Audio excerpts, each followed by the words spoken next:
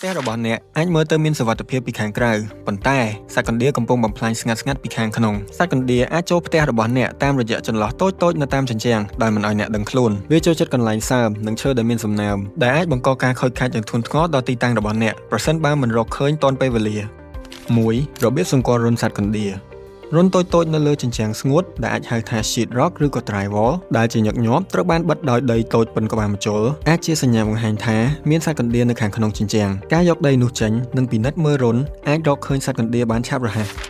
2. សំណាមតាក់ទាញសត្វកណ្ដៀរសត្វកណ្ដៀរចូលចិត្តកន្លែងសើមដូច្នេះគួរតែពិនិត្យទ្វារបង្អួចតំបន់នៅជិតប្រព័ន្ធស្រោចស្រពនិងតំបន់ជុំវិញផ្ទះដែលអាចមានការជ្រាបទឹកឬសំណើម 3. គួរប្រើសេវាកម្មកម្ចាត់សត្វកណ្ដៀរដោយអ្នកជំនាញការប្រើប្រាស់ថ្នាំគីមីដោយគ្មានអ្នកជំនាញមិនត្រឹមតែមិនអាចកម្ចាត់កណ្ដៀរបានដល់ឫសគល់ប៉ុណ្ណោះទេប៉ុន្តែថែមទាំងអាចប៉ះពាល់ធ្ងន់ធ្ងរដល់សុខភាពថែមទៀតផង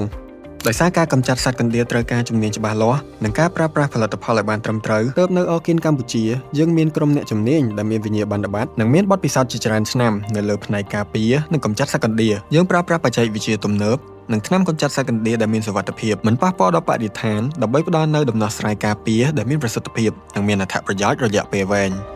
សង្ស័យថាមានសត្វកណ្ដៀរតាក់ទងមកយើងឥឡូវនេះដើម្បីទទួលបានការត្រួតពិនិត្យដែលឥតគិតថ្លៃ